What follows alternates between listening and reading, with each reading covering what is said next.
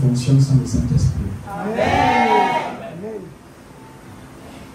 Rien ne fonctionne sans le Saint-Esprit. S'il vous plaît, ceux qui sont nous au fond, une semaine, nous ne savons pas un grand changement dans cette église. L'atmosphère a complètement changé. Il y a une forte présence de Dieu au sein de ce ministère. Amen. Et je rends grâce à Dieu pour notre service de dimanche, qui était un service franchement particulier. Dieu s'est pleinement manifesté. Beaucoup ont reçu le baptême du Saint-Esprit. Je pense que c'était ce dimanche, non? Beaucoup ont reçu le baptême du Saint-Esprit avec les évidences de Balaam. Les preuves, les évidences étaient là. Vous savez, je rends grâce parce que toutefois, si je ne peux parler plus loin sans vous laisser à vous de ce qu'il fait déjà. C'est à partir du moment où nous ignorons, quand une église cesse de considérer et de voir les manifestations, les agissements de Dieu, ils vont causer un blocage. Dieu aime la considération. Dieu aime la reconnaissance. Dieu aime quand on reconnaît qui il est et ce qu'il est en train de faire. Une église qui sait reconnaître la mouvance de Dieu, c'est une église qui va davantage recevoir et bénéficier de sa présence. Et une église qui méprise la manifestation de la présence de Dieu, c'est une église qui va tarir avec le temps. Une église aveuglée qui ne reconnaît pas la main de Dieu, qui ne témoigne pas, qui n'apprécie pas la main de Dieu, la grâce de Dieu dans leur vie. C'est une église qu'à un moment donné, à un certain niveau, ils vont cesser. C'est-à-dire qu'il y aura un vide, une absence de sa présence. Parce que Dieu réside là où il est reconnu.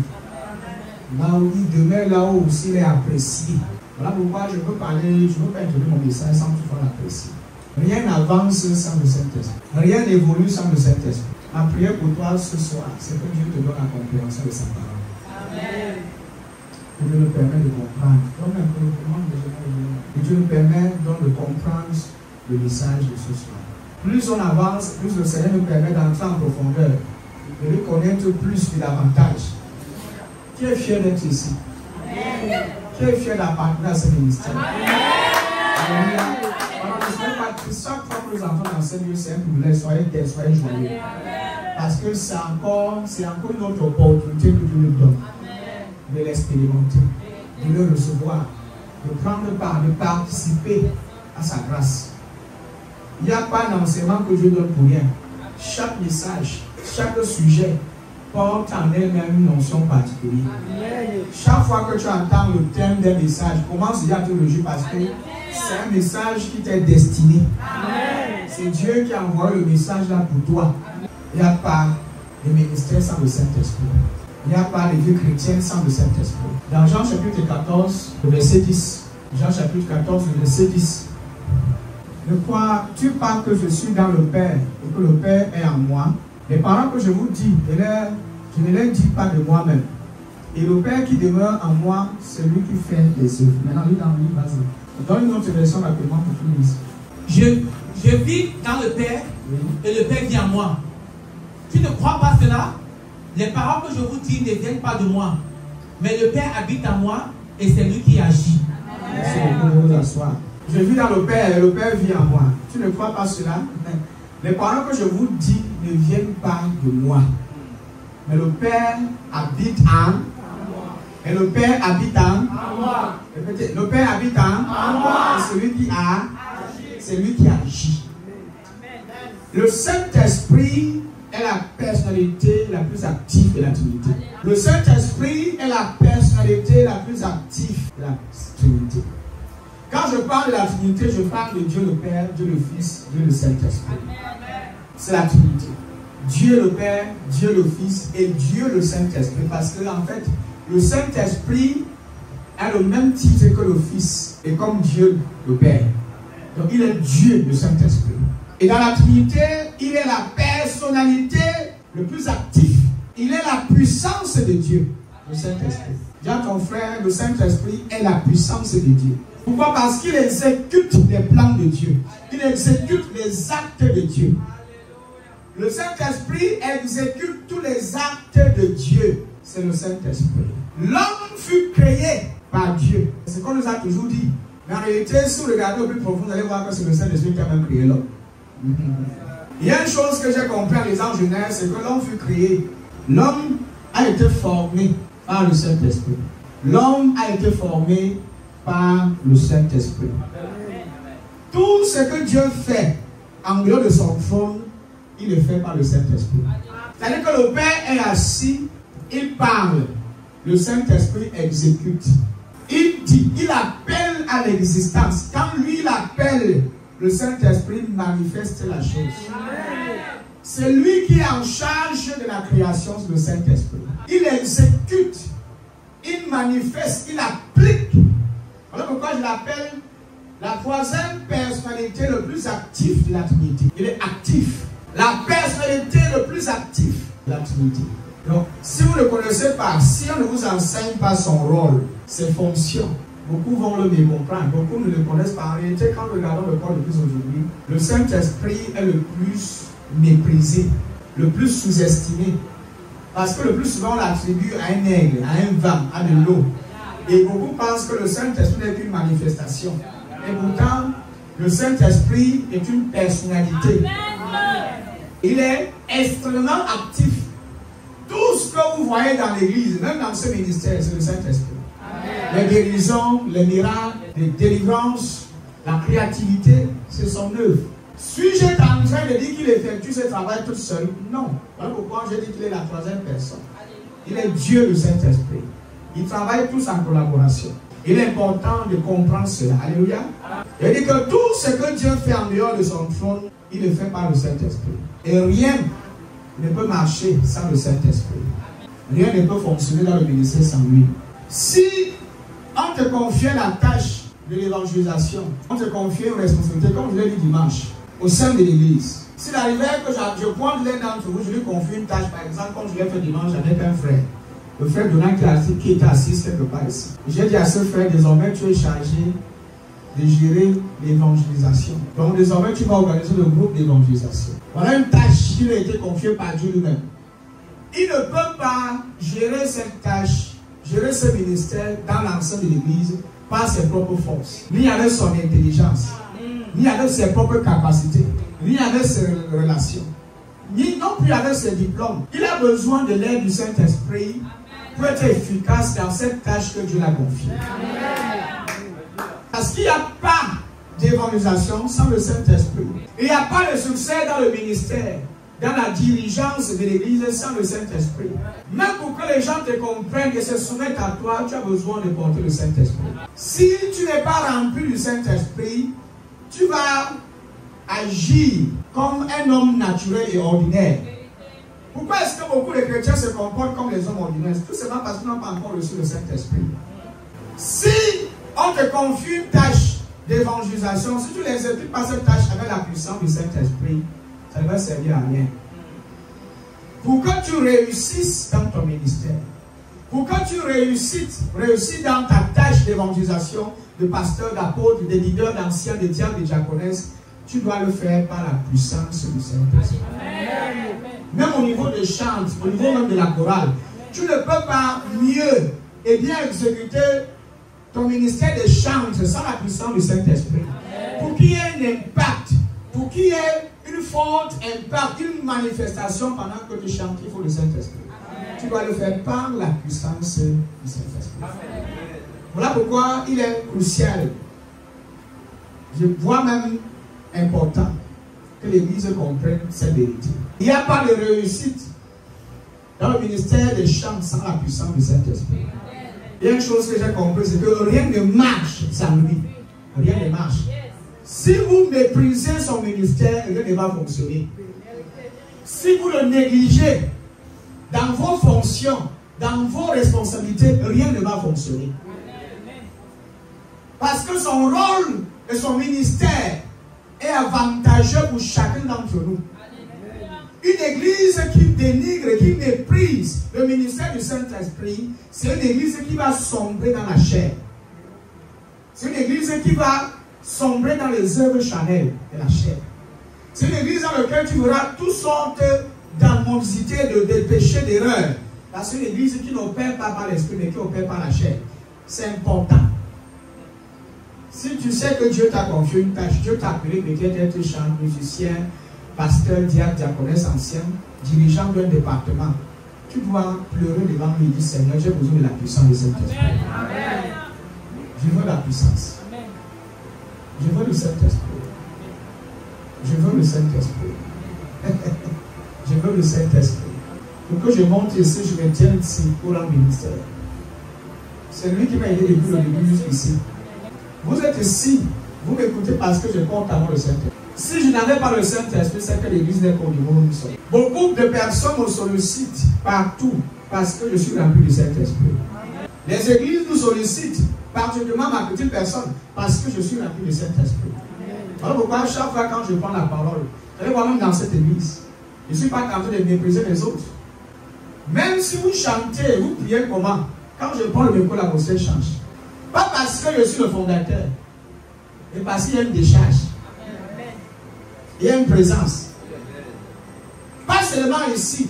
J'ai fait cette expérience dans plusieurs ministères où j'ai été invité, dans plusieurs milieux ecclésiastiques où j'ai été sollicité. Quand je prends le micro, après que d'autres sont passés, quand c'est mon tour, on ressent toujours une différence. Et cette différence-là, ce n'est pas moi, c'est le Saint-Esprit. Et c'est une communion que moi j'entretiens régulièrement avec lui parce que sans lui je ne peux rien. Je le sais, je suis pleinement conscient de sa présence dans ma vie. Et je sais que je ne peux pas avoir un ministère accompli sans lui. Je ne peux pas impacter l'église sans sa présence. Pour qu'il y ait des miracles, pour qu'il y ait des guérisons, pour qu'il y ait une transformation dans les cœurs, il faut au préalable que sa présence soit là. Sans lui, il n'y a pas de ministère. Il n'y a pas de témoignage. Beaucoup de chrétiens se plaignent que depuis qu'ils sont chrétiens, leur vie ne change pas. Ils vivent dans la routine, ils vivent presque les mêmes expériences, ils sont toujours dans le péché, toujours dans l'erreur. Tu sais pourquoi?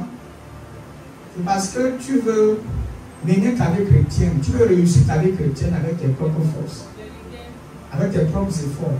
Tu comptes sur ta propre discipline charnelle, tu comptes sur ta moralité. C'est sur ça que tu t'appuies. Tu comptes sur tes performances. Voilà pourquoi certains peuvent proclamer avec orgueil que moi, je suis mieux. Tu parles de toi, en fait. Tu ne sais pas que ça, le Saint-Esprit, tu n'es absolument rien du tout. Tu n'es rien. Tu n'es rien. Sans lui, en toi, on ne peut pas parler des fruits de l'esprit. On ne peut pas parler des fruits. C'est lui qui produit en vous les fruits.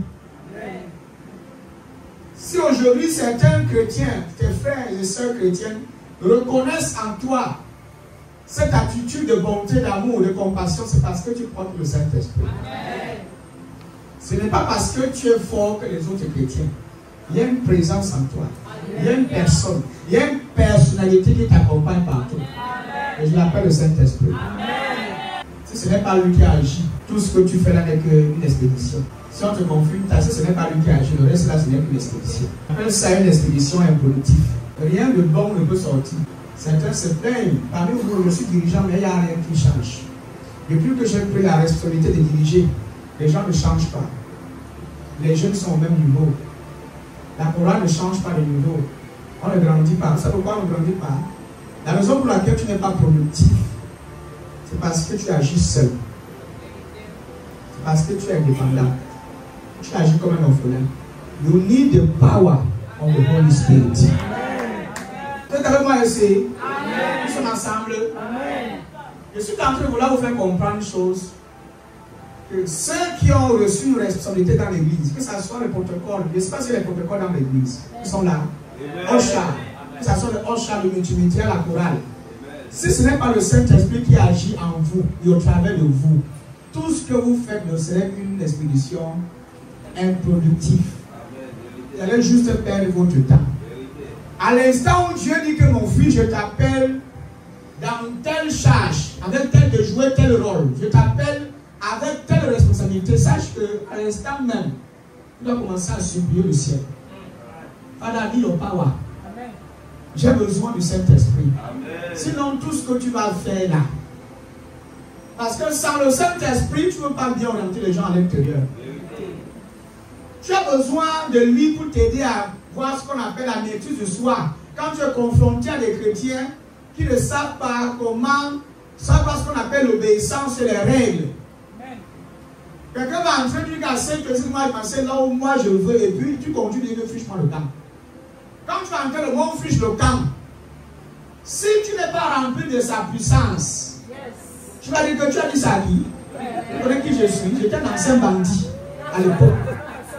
C'est parce qu'on a ici une bande, un gif. L'église commence, le désordre commence.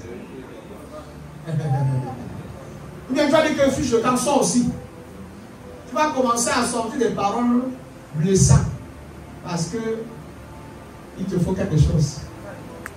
Quand un leader est rempli de la puissance du Saint-Esprit, il opère dans la tempérance. Il opère dans la patience. Il opère dans la bonté. Tous les fruits de l'Esprit se manifestent au travers de lui. Il opère dans une autre dimension. Les gens vont te provoquer, vont voir ta réaction sera toujours différente. Les gens vont s'attendre à ce que tu réagisses avec la colère, que tu prennes des décisions de canard. Tu vas toujours réagir comme un fils de Dieu. Les gens vont vous offenser, hein? Ils vont même vous offusquer, au point où tu vas sentir que c'est comme si c'est une fausse église. Mais si tu es rempli de Saint-Esprit, tu ne vas jamais quitter le département de la chorale. Tu vas rester là et continuer de prier pour les autres. Ceux qui sont remplis de Saint-Esprit ne se fâchent pas et quittent l'église. Ça c'est la chair, ça c'est flèche, c'est la chair. C'est la chair. Et vous asseoir. C'est pourquoi le plus souvent les gens abandonnent vite, surtout dans nos églises. C'est quand les gens ne parviennent plus à respecter les règles. C'est parce qu'ils ne supportent pas la prière. Il y a des ministères où vous voyez, par exemple, comme ici, on prie beaucoup. On prie beaucoup, on prophétise et on enseigne beaucoup. Est-ce que vous savez qu'il y aura un auditoire, c'est l'auditoire qui ne supporte pas ça? Et quand il entre là, c'est pas le fait que je sois un faux pasteur, tu n'es pas faux, tu es un authentique homme de Dieu. Mais c'est juste qu'il ne supporte pas votre système. C'est votre système, votre façon de faire qui les dérange. L'ordre, l'assiduité, ça leur met mal à l'aise. Et les gens qui sont habitués au désordre, à la saleté. Par exemple, dans une église, il y a une église où c'est sale, on accepte n'importe quoi. Ils restent là-bas. Une église, ils voient qu'il y a des règles. Quand vous entrez à l'église, il y a un chat. Tu ne t'assois pas comme toi tu veux. Tu ne fais pas de n'importe quoi. En tout cas, ce n'est pas ta boue, ce n'est pas le chez toi. C'est la maison de Dieu. C'est le Saint-Esprit qui dirige, c'est lui qui ordonne. Ils ne sont pas encore ici. Donc, tu n'es pas vraiment ordonné. Il dit, car c'est Dieu qui produit en vous le vouloir et le faire. Philippiens 2, 13. Car c'est Dieu qui produit en vous le vouloir et le faire selon son bon plaisir. Qui produit en lui en vous? Qui produit? Le Saint-Esprit. Quand tu dis Dieu, c'est le Saint-Esprit. Et Dieu, le Saint-Esprit. Parce que je vous l'ai dit que c'est l'exécutant. Le Saint-Esprit, c'est l'exécutant. Dieu, pour travailler en toi, il le fait par le Saint-Esprit. Dans ton service, dans ton département, tu as besoin de son aide. Parce que c'est lui qui va travailler en toi. Il dit Dieu travaille en vous. Dieu fait quoi? Il travaille en vous. En autre mot, tu ne travailles pas seul. Tu ne fais pas les choses de toi-même. Tu fais les choses avec ta conscience, avec ton raisonnement. C'est Dieu qui est en train de travailler en toi par le Saint-Esprit. Et vous devez le reconnaître en vous. Vous devez l'accepter, être conscient de sa présence. Et compter sur lui, lui faire confiance. Chaque fois qu'on t'attend quelque part, si Dieu t'a confié une tâche, fais confiance au Saint-Esprit pour t'aider dans cette tâche que Dieu t'a confiée. N'essaye pas d'accomplir tes responsabilités par tes propres efforts. Compte sur lui, fais-lui confiance. Lui, il va faire le travail au travers de toi. Dieu travaille en vous.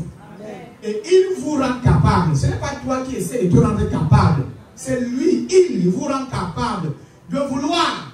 Même la volonté de faire, c'est toujours lui. La force, l'intelligence de faire, c'est toujours lui qui en l'œuvre.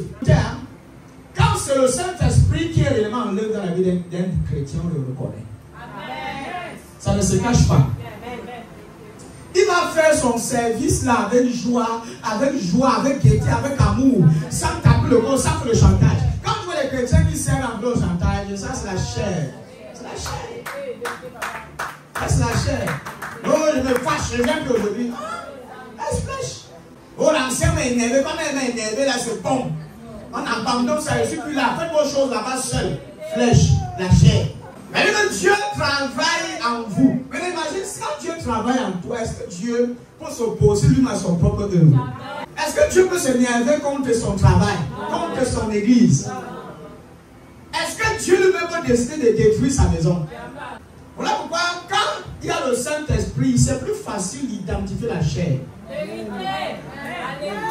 Un chrétien qui porte en lui l'Esprit de Dieu connaît ce qui vient de la chair, ce qui vient de Dieu. Tu connais. Tu connais. Ça ne se cache pas. Quand un ancien est rempli du Saint-Esprit, ça ne se cache pas. Tu sauras que c'est le Saint-Esprit là. Il y a une certaine passion, un certain fardeau. C'est les chrétiens qui pleurent, les leaders qui pleurent dans la présence de Dieu. C'est-à-dire qu'ils servent en pleurant que c'est un homme encore la force. Pendant que vous allez la célébrer, qu'elle fait beaucoup, elle dit que je fais même quoi? Je vais encore faire plus. Pendant que vous dites que non, maman repose, elle dit que je me repose pour aller où? Je n'ai pas encore fini ce que tu me demandes de faire. Tu me reposes comment? Il y a un fardeau, il y a un zèle, il y a une passion, il y a un désir, il y a un enthousiasme dans le cœur de ces chrétiens. Le Saint-Esprit, il y avait quand vous ne pouvez même pas imaginer. Quand tu vois un leader rempli du Saint-Esprit, il est toujours enthousiasmé. Quand il s'agit des choses de Dieu, ils le font sans s'attendre à un remerciement, je ne sais pas quoi, à une reconnaissance. Ils le font avec joie, avec amour. C'est ça même le Saint-Esprit. Jésus-Christ est mort pour vous, il n'appelait pas le vous. Là où il y a l'Esprit de Dieu, il y a l'amour de Dieu. Là où il y a l'Esprit de Dieu, il y a la bonté, il y a le service. Il y a le zèle, il y a la passion, il y a l'enthousiasme. Il y a la patience, il y a la persévérance. Les chrétiens sont patients.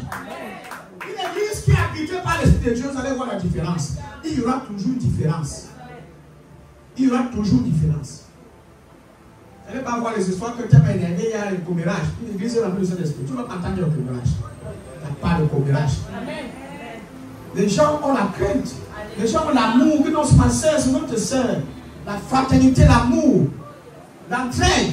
Tu viens parler de l'autre soeur, dis maman, pardon, on n'a pas plus de ma soeur, c'est aussi ma soeur. Tu es ma soeur, aussi ma soeur, pardon. S'il y a un problème, faisons la soirée, on arrange ça entre nous. Gérons ça entre nous. Il ne faudrait pas que le diable passe par l'un d'entre nous pour déstabiliser la maison de Dieu. Les apôtres arrangent les problèmes entre eux. Tu as lu quelques versets qui sont complètement séparés. Au point où ils sont jamais réconciliés. Tu avais le problème, mais ils se sont toujours réconciliés. Ils sont restés ensemble jusqu'à la fin. Jusqu'à la fin. Aujourd'hui, dans l'église, les chrétiens combattent les pasteurs. Les anciens se luttent entre eux. Les diaconesses, chacun s'en fout. Les chrétiens, alors, c'est la sorcellerie. Comme dans l'église, seulement c'est l'acte de présence. Pour voir encore les règles qu'il va commettre. Et après aller critiquer. Que torturer, blesser. Actuellement, je vous parle, il y a certains qui viennent blesser là parce qu'ils sont fâchés. Je suis fâché. Je suis fâché. Le Saint-Esprit est écoute, tu te fâches comme ça pendant longtemps. Dieu travaille en vous. Il faut qu'on laisse que Dieu travaille en nous. Il ne s'agit pas de toi qui travaille pour ta vie, il s'agit de lui qui travaille. Collabore, laisse permettre que Dieu travaille, qu'il fasse son travail avec toi.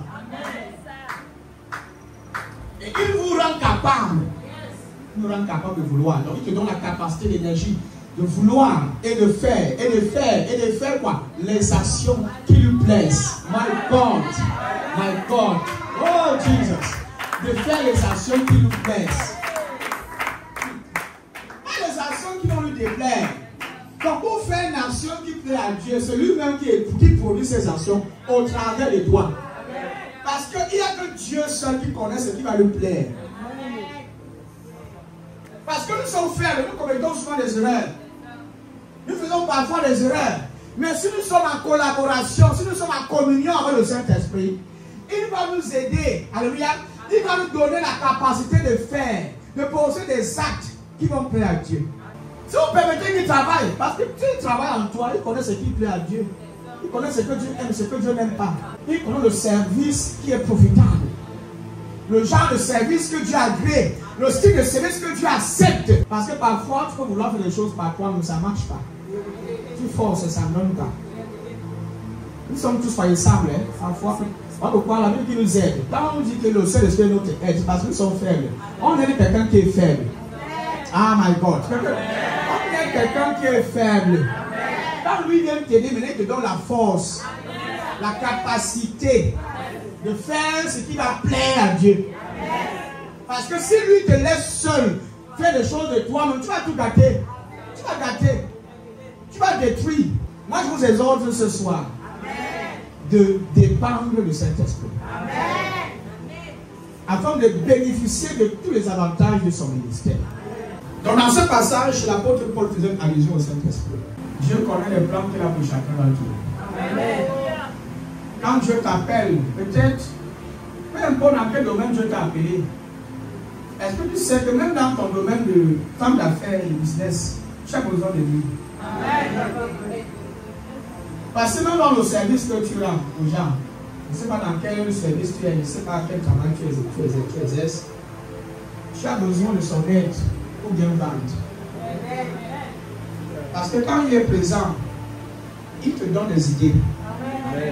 Même quand le découragement essaie d'envahir ton esprit, il t'encourage. Il te fortifie. Les jours difficiles où tu n'as pas pu vendre, le lendemain, je dis que ça va donner ce jour-ci. Il y a une voix que tu entends qui t'encourage. Qui te dit que ne baisse pas les bras, n'abandonne pas encore. Tu vas donner demain. Il te console. Même quand les gens ne reconnaissent pas le don, tes potentiels, lui, il ne t'abandonne pas. Il te dit que rappelle-toi, tu es important. Tu es quelqu'un de précieux. Tu as un rôle à jouer dans cette société. N'abandonne pas encore. Ce n'est pas encore fini tant que je n'ai pas dit que c'est fini. À même de reprise, il fallait abandonner le ministère. Vous connaissez les situations que j'ai traversées. Mais le Saint-Esprit, chaque fois quand j'ai pris la mission que cette fois-ci, je fais l'église, je laisse tomber l'appel du ministère. Je me lance dans les affaires et puis j'oublie le reste. La même nuit, il dit que tu as dit quoi tout à l'heure? Que tu veux faire quoi? Je commence à pleurer, il dit que tu vas prêcher dimanche ici. Dimanche, si tu vas prêcher, tu dois le message va prêcher. Tu prêches, mais au lieu il n'y a pas beaucoup de gens, il dit que c'est moi qui fais le travail de Dieu. Fais-moi confiance. Fais-moi confiance. Voilà pourquoi je ne vis pas ce que mes yeux voient. Moi, j'ai confiance en lui. Je me fie à ce que lui me révèle. Au-dedans de moi, même si je ne ressens pas ça sur ma peau, je le perçois dans mon esprit. Parce que parfois, pour que certains gens sentent qu'il y a le Saint-Esprit, c'est quand ils ont la chair d'épaule. Tu peux ne pas avoir la chair d'épaule, mais il est présent là. Tu peux ne pas ressentir une chaleur au niveau de la peau de tes mains sur tes cheveux, mais il est présent. L'enseignement sur le Saint-Esprit n'est pas enseigné. Le Saint-Esprit n'est pas vraiment enseigné comme il le devrait dans nos églises. Voilà pourquoi on doit le réintroduire dans l'enseignement. L'homme est juste un échec sans le Saint-Esprit. Il a fait le without the Holy Ghost. Sans le Saint-Esprit, nous sommes juste un échec. Je vous le dis, ce n'est pas une demande. Je vous dis que c'est une réalité. Sans le Saint-Esprit, nous sommes un échec. L'homme est un échec sans le Saint-Esprit. Nous sommes juste un échec sans lui. Sans lui, il n'y a pas le ministère. Laissons le reste. Sans lui, dans le christianisme serait une religion morte. Sans lui, sans puissance, sans rien. Nul ne peut faire l'œuvre de Dieu sans le Saint-Esprit. Personne. Vous voyez, tous les jeunes qui aspirent à un puissant ministère, nous tournons auprès du Saint-Esprit. Si vous avez un rêve, une vision, peut-être Dieu vous a dit que vous serez appelé, vous serez pasteur, qui vous appelle dans un ministère prophétique. Pendant vos périodes de préparation, restez avec lui. Il va vous enseigner ce que c'est que le ministère. Le jour où tu vas à l'école, c'est seulement pour compléter.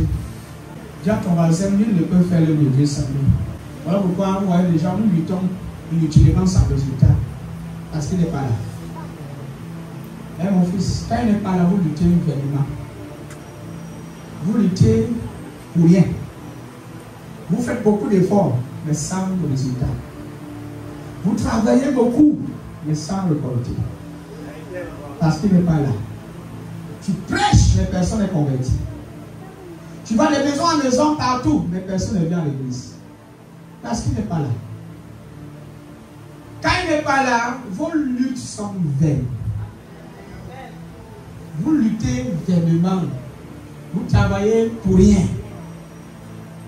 Vous transpirez pour rien. Le ministère, l'œuvre de Dieu ne peut pas réussir sans le Saint-Esprit. Mais pas. Je suis venu avec ces paroles de vérité parce qu'en réalité, je veux que ça aille partout dans le monde entier. Et que le corps de Christ comprenne le rôle et l'importance du Saint-Esprit dans le ministère. Et même ceux qui aspirent à œuvrer, à servir, même ceux qui ont reçu un appel particulier de servir dans l'enceinte de l'église locale, avant de te projeter, avant de te lancer dans le ministère, tu dois d'abord faire le cours au Saint-Esprit. Demande son aide. Parce que c'est avec lui qu'on travaille. C'est lui qui donne le pouvoir, c'est lui qui nous donne la capacité de faire ce qui est juste. Sans lui, nous sommes tous dans l'erreur. Alors qu'on met tellement de bêtises. Beaucoup. Si vous regardez le ministère de Jésus-Christ, vous verrez que Jésus-Christ a travaillé avec le Saint-Esprit. Jésus-Christ a eu un ministère réussi. Je ne sais pas si nous sommes ensemble. Jésus-Christ a réussi son ministère, vrai ou faux? Mais il faut voir comment il a commencé. La Genèse.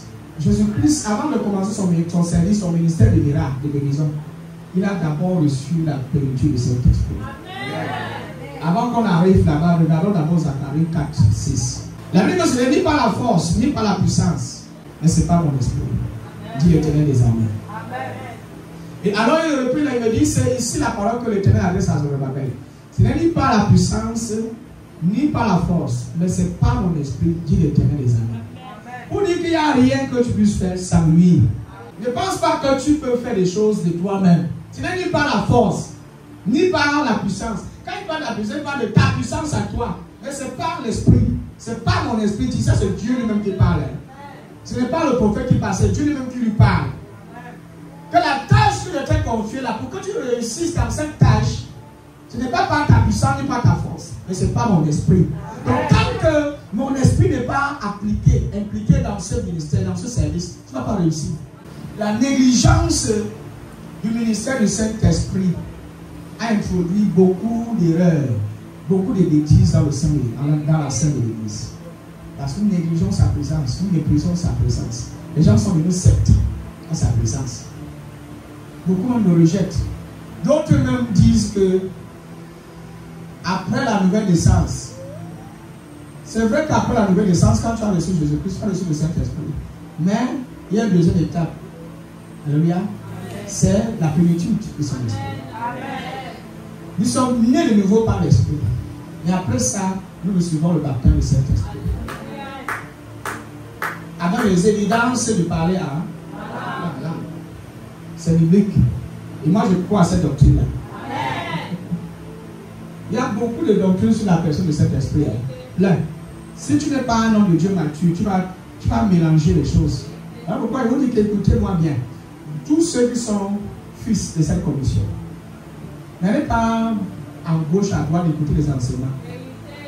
Si tu as un fils et que ton oreille n'aime pas m'écouter prêcher, tu n'es pas mon fils. Tu n'apprécies pas mes enseignements, va chercher notre pasteur. Tu seras même béni par mon message. Si tu as des dégoûts, si tu n'aimes pas, parce que j'ai constaté qu'il y a certains qui apprécient ce qui est déjà parfait. Quand je parle de ce qui est déjà parfait, je parle des grandes églises où ils ont déjà beaucoup de médias, ils ont tout le matériel, ils ont un multimédia déjà bien stable avec le matériel sophistiqué. Donc quand ils font des publications, des vidéos des prédicateurs, ils voient comment c'est clair, c'est beau, c'est ça qu'on publie. Mais quand on voit pour le prophète de ça avec l'iPhone et tout, et ils disent que, pardon, c'est bizarre. Et ils ne parlent pas bien comme l'autre prophète, le pasteur Toutou, et Titi, pasteur l'autre pasteur. Son français n'est pas articulé comme il faut. Tu as honte de ton pasteur. Shame for you. Tu vas aller célébrer le pasteur des autres. Les autres pasteurs qui ont déjà réussi. Parce que tu n'as pas de pasteur encore en mode d'entrer grandi. Aujourd'hui, certains veulent s'identifier à moi. Et pourtant, avant, ils m'ont rejeté. Parce que j'ai un peu évolué. Quand je commençais mon ministère, beaucoup m'ont rejeté. Quand ils entraient, ils me voyaient, ils disaient, ah, ça c'est une femme. Ils partent, ils deviennent bleus. Aujourd'hui, ils sont entre les ennemis. Ils deviennent. Parce que pour eux, être un grand pasteur, c'est d'avoir une grande église et bien pour avec la bâtiment. Je blâme Dieu. Dieu sauve l'Afrique. Ici au Cameroun, surtout au Cameroun, surtout ici, nous célébrons nos héros, c'est quand ils sont partis. Le Seigneur Jésus lui-même ne pouvait pas se passer de cet esprit. Lui-même, il avait besoin de l'aide de son ministère pour réussir dans son appel. Alléluia. Parce que tous les grandes œuvres qu'il a fait, ce sont des œuvres qu'il a accomplies par la puissance du Saint-Esprit. Tous les miracles, les guérisons, les témoignages. Allons dans Éphésiens 5, 18. Enfin, revenons au verset premier qu'on a d'abord lu à l'ouverture. C'était quoi? Jean 14, 10, n'est-ce pas? Jean 14, 10. De quoi tu penses que je fais dans le Père? De quoi tu parles que je suis dans le Père est à moi? Les paroles que je vous dis, je ne dis pas de moi-même. Le Père qui demeure en moi, c'est lui qui fait quoi? Celui qui fait quoi? Celui qui fait les... Quelles œuvres il parle? Les guérisons, les miracles. Donc vous voyez que Jésus lui-même ne s'est pas passé de la présence de Saint-Esprit, de son ministère. Il avait besoin de son ministère. Et il dit ici que tout ce qu'on a vu au travers de lui là, celui qui faisait ces œuvres-là, c'était Dieu, son Père. Et quand il parle de son Père, il parle en fait du Saint-Esprit. Il parle du Saint-Esprit. Et dans Éphésiens chapitre 5, verset 18, Éphésiens 5, 18, si Jésus-Christ ne s'est pas passé du Saint-Esprit, à combien faut de raison nous aujourd'hui? Si Jésus-Christ avait besoin du ministère du Saint-Esprit pour accomplir sa mission, accomplir faut de raison nous les chrétiens aujourd'hui. Alléluia. Et ne vous énivez pas de vin. C'est la débauche. Soyez au contraire quoi? Dis ça pour combien de chrétiens comprennent. Rempli du Saint-Esprit. Il ne vous énivrez pas de vin. Il n'a pas dit que ne buvez pas le vin. Il faut comprendre le français. Là, ne soyez pas ivre. Il y a une différence entre boire et être ivre. Ne vous énivrez pas de vin. Parce qu'il y a des religieux qui ont dit que ne buvez jamais le vin, c'est un péché. Boire le vin n'est pas un péché. Tu as compris? C'est l'excès. Et il n'a même pas dit que c'était un péché là. Il a dit que non. Et ne buvez pas trop. Hein? Est-ce qu'il a dit ne buvez pas le vin? On a dit trop, on a dit qu'on exagéré. Maintenant, quelqu'un qui a une mentalité religieuse va voir, c'est dire qu'il ne faut jamais boire le vin. Si le jour où tu vois le vin fuir, c'est le diable. Moi qui te parle, je bois le vin. Je bois de temps en temps. Ça a enlevé l'onction sur moi. Tu étais si dimanche, non? Laisse-moi faire comme ça. Donc, si c'est le vent enlever l'onction, c'est qu'il devait avoir rien du tout. Tu es tenté de dire aux hommes qu'allez vous animer, allez exagérer. Non. Quand tu as le Saint-Esprit, il va mettre en toi une soif limitée. Quand tu vas boire, un niveau va dire arrête-toi là, ta soif ici, tu as déjà étanché, ta soif de vin, c'est bon, arrête-toi là. Si tu exagères, sache que tu n'es pas rempli de Saint-Esprit. Le Saint-Esprit ne veut pas t'habiter autour chaque jour dans la rigole, dans les carnivaux, mon ami. Et un chrétien rempli de Saint-Esprit, le vin ne lui contrôle pas. L'alcool ne lui contrôle pas. Ce n'est pas du genre que si je ne bois pas une aujourd'hui, c'est que je me sens pas bien. Je sens mon coin Jacques. Comment tu sens ton coin Jacques? C'est-à-dire qu'il y a un problème. Tu es devenu accro à l'alcool. Tu es devenu dépendant de l'alcool. Tu es désormais sous le contrôle de l'alcool. Au point où tu ne peux plus contrôler, tu ne peux plus rien faire. Ça il y a un problème. C'est ce que l'apôtre Paul dit ici. Que l'alcool ne vous contrôle pas. Que l'alcool ne domine pas sur vous. Que votre désir, votre soif ne soit pas uniquement porté vers le vin. Désirez le Saint-Esprit. Parce qu'ils ont peur de la réaction de certaines femmes. Parce qu'il y a les femmes qui n'ont les maris sont des soulards. Si tout le monde est sur la chambre et qu'elle ne veut pas, elle buvait le vin. La femme là-bas dit alors quittons cette église. Parce que là va nous tuer. On a mis l'homme à l'église pour que le passé s'est déjà composé qu'il abandonne. Maintenant, toi, le passé, me devait boire. On boit un peu. C'est quand tu connais ton niveau de corps. Hein? Si tu vois que même une goutte là, tu diras, laisse. Bois l'eau. Dieu désire que nous soyons toujours remplis du Saint-Esprit. Mais pour nous, ce n'est pas étonnant que Dieu désire que nous soyons toujours remplis de son esprit. Parce que c'est important. Ne fais pas trop de vin. La boisson pousse les gens à se détruire. Voilà ça, vous avez compris? Ça pousse, la boisson pousse les gens à se détruire. Mais soyez remplis de l'Esprit Saint. Quand il parle de la boisson, il parle de l'exagération. À te détruire.